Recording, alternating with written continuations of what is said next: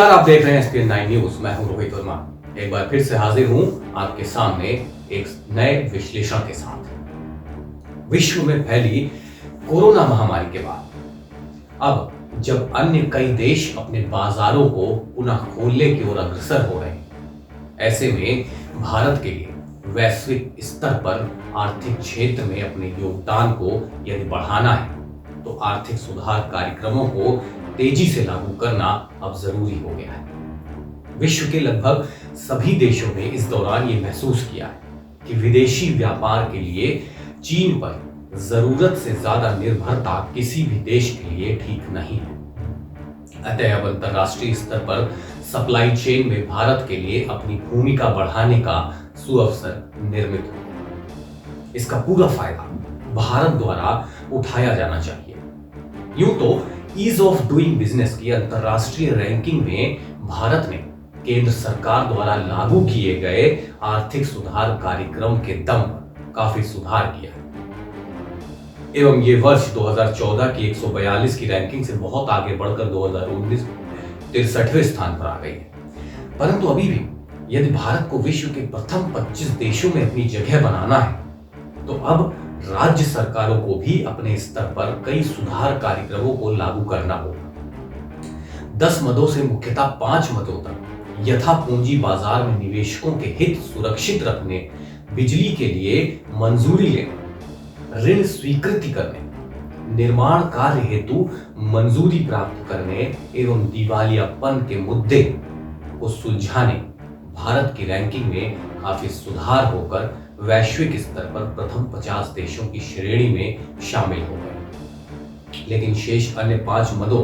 यानी अनुबंध पत्रों को लागू करने, प्रॉपर्टी की रजिस्ट्री करने, नया व्यवसाय प्रारंभ करने, टैक्स संबंधी मुद्दे सुलझाने एवं विदेशी व्यापार करने में अभी भी हम वैश्विक स्तर पर अन्य देशों से काफी पिछड़े हैं।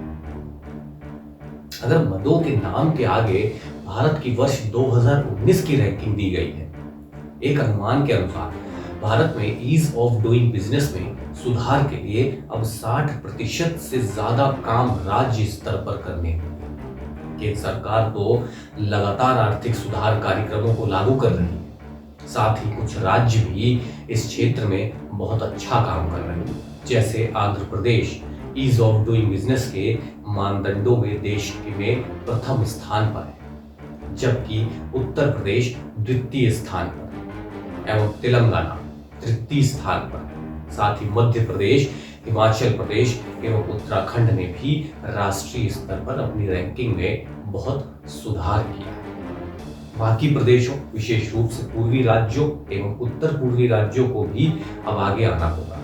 उक्त कारणों के चलते ही भारत में विभिन्न राज्यों के बीच सकल घरेलू उत्पाद यानी जीडीपी में विकास दर में बहुत अंतर है, विशेष रूप से औद्योगिक उत्पादन की दर में।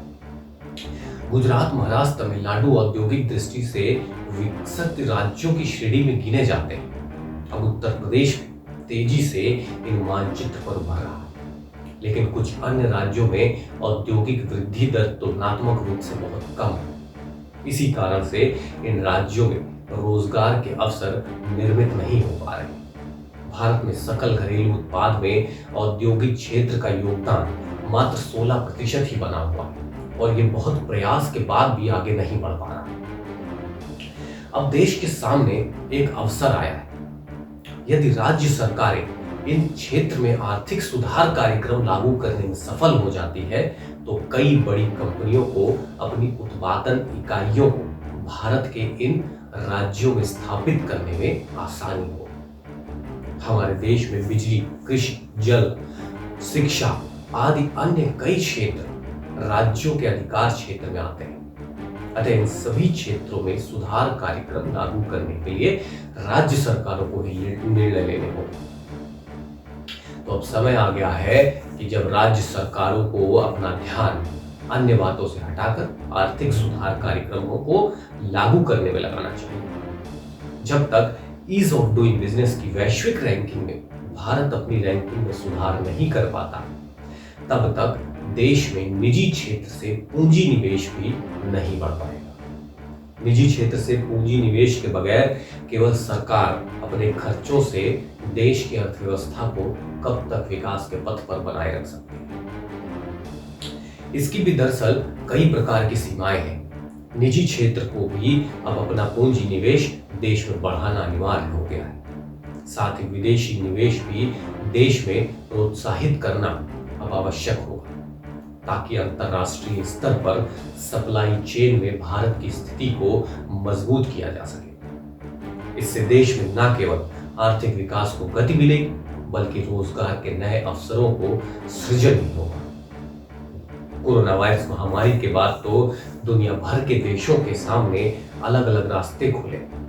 भारत किस तरीके से अपने आप को इसके केंद्र में ला सकता है, ये भारत के लिए एक अवसर के तौर पर देखा जाना चाहिए। देश में स्वास्थ्य सेवा के क्षेत्र में आधारिक संरचना विकसित करने के लिए निवेश बढ़ाया जा सकता है, जिसकी अर्थव्यवस्था पर चहुमुखी असर हो सकता है। कृषि क्षेत्र हो गए, श्रम क्षेत्र है, लघु सूक्ष्म एवं मध्यम इकाइयों की परिभाषा में परिवर्तन आदि कई सुधार कार्यक्रम केंद्र सरकार द्वारा हाल ही में लागू किए गए हैं एवं अन्य कई क्षेत्रों में भी सुधार कार्यक्रम लागू किए जाने पर काम तेजी से किया जा रहा है, जिनका देश के आर्थिक विकास पर दूरगामी परिणाम हो सकते हैं। लेकिन अब इसमें भी राज्य सरकारों की भूमिका बहुत अहम है। राज्य सरकारों के लिए भी उक्त वर्णित क्षेत्रों तथा उनके कार्य क्षेत्र में आने वाली अन्य विभिन्न मदों में सुधार कार्यक्रम लागू किए जाने की महती आवश्यकता बन पड़ेगी। तो राज्य सरकारों को भी सोचना पड़ेगा कि वो जो सुधार कार्यक्रम है उनको कब तक लागू करेगी और कितना जल्दी लागू करेगी। अगर आपको ये वीडियो पसंद आया तो इसे लाइक करें और कमेंट करके हमें जरूर बताएं। नमस्कार।